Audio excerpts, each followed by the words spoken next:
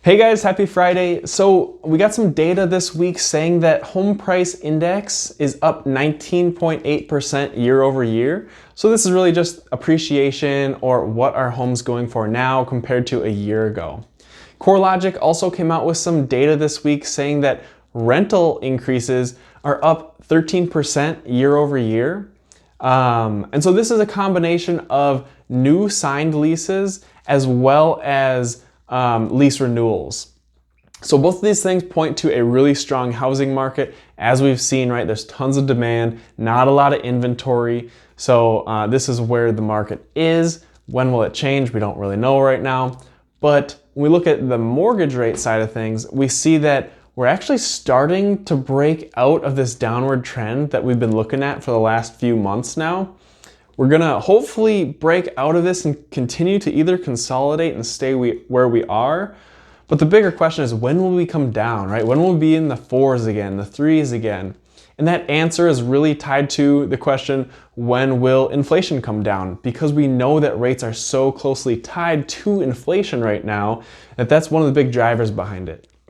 So when we look to inflation numbers, we see that throughout the summer here, we have a couple of lower numbers that we need to backfill.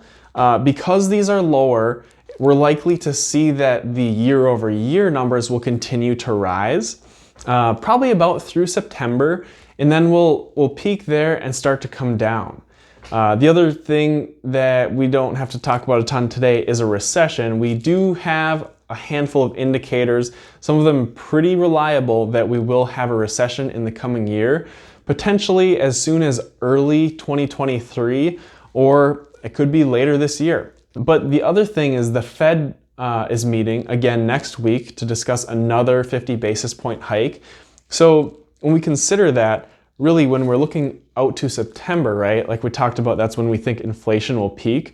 Well, that's also when these Fed rate hikes will start to kick in and take hold on the economy. So both of those things, the recession that is likely coming and inflation coming down later this year, is good for mortgages and good for the housing market, because we know, like we've talked about, that as we're in a recession, we do still see home prices increase, right? I think out of every recession except for one, right, the 2007, 2008 crash or recession, we have seen housing prices continue to rise, but that was because the 2007, 2008 recession was caused by the housing market. So hope you guys have a good week. Oh wait, I almost forgot. Our mortgage tip of the week is gonna be to automate your savings. So right, like people automate their